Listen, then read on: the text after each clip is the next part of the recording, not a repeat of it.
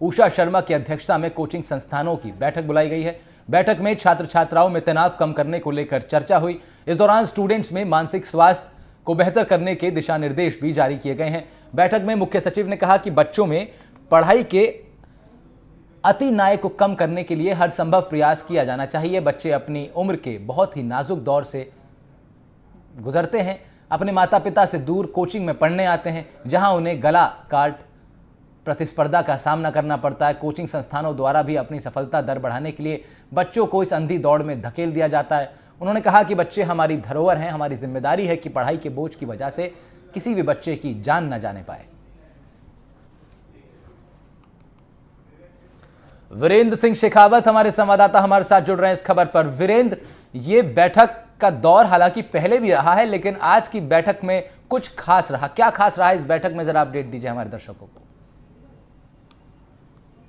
बिल्कुल, ये जो बैठक आयोजित की गई है वो लगातार जो कोटा के अंदर सुसाइड हो रही है उसको देखते हुए ये बैठक आयोजित की गई थी। इसमें जो मुख्यमंत्री ने निर्देश दिया था कि भी भवानी सिंह देथा, जो कि उनकी अध्यक्षता के अंदर एक कमेटी भी गठित की गई थी, उसकी जो प्रॉपर रिपोर्ट है वो रिपोर्ट अब राज्य सरकार को सौंप दी गई है। उसी के आधार पर जो मुख्य सचिव उषा शर्मा हैं उसके द्वारा एक कल दिशा निर्देश जारी किए गए हैं, जिसके अंदर कई ऐसी महत्वपूर्ण चीज़ें हैं जो बच्चे लगातार कोटा के अंदर सुसाइड कर रहे हैं। उन सुसाइड को ध्यान में रखते हुए कि भी किस तरीके से राजस्थान के अंदर जो कोटा है वो एजुकेशन नगरी के नाम से जाना जाता है, वहाँ पे लगातार जो सुसाइड के मामले बढ़ रहे थे उनको कम करने के लिए राज्य सरकार भी अब एक्टिव मोड में नज़र आ रही है। क्योंकि आपने देखा होगा कि जो ये कमेटी बनाई गई थी, उस कमेटी के द्वारा वो जो कोटा के अंदर गई उसके बाद जो पेरेंट्स और जो वहाँ के जो कोचिंग संचालक हैं उनके द्वारा जो फीडबैक यानी सुझाव दिए गए थे, उनके आधार पे ये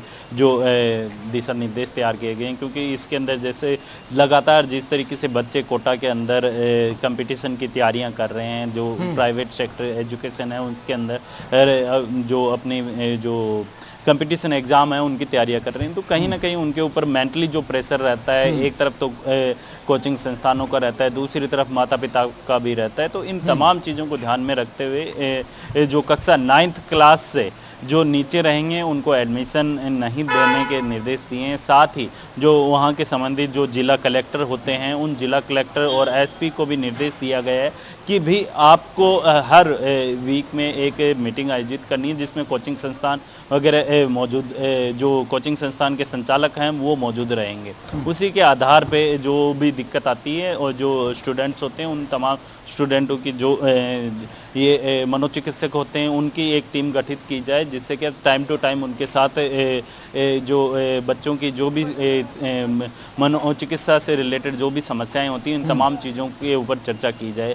और साथ ही इस के अंदर एक साफ तौर पर दिशा निर्देश दिया है कि साप्ताहिक जो अवकाश रहेगा वो 1.5 दिन का अवकाश रहेगा पूरे दिन के अंदर, और उसके अंदर बच्चों का जो अवकाश रहने वाला है उसमें पढ़ाई के अलावा जो अन्य एक्टिविटीज़ होती हैं जैसे खेलने की होगी या फिर अन्य जो क्रियाएं होती हैं वो करवाई जाएगी। जी राहुल।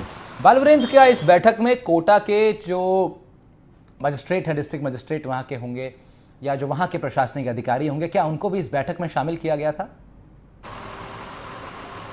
बिल्कुल राहुल, इसके अंदर जो बैठक के अंदर जो वहाँ के जो जिला स्तरीय प्रशासनिक अधिकारी हैं उन तमाम अधिकारियों के साथ ये बैठक आयोजित की गई थी। और उसके अंदर जो सबसे बड़ी बात ये रही है कि राजस्थान के अंदर जो कोटा जिला है वहाँ पे सबसे ज़्यादा जो आत्महत्या के या सुसाइड के जो मामले आ रहे थे उनको ध्यान में रखते हुए ये कमेटी भी बनाई गई। इस कमेटी के अंदर जो कोचिंग संचालक हैं, वहाँ के जो प्रशासनिक अधिकारी हैं, उनके द्वारा एक इस जो बैठक के दौरान एक जो 24 घंटे की जो हेल्पलाइन नंबर है वो सुचारू रूप से चालू करने के भी आदेश दिए गए हैं। जी।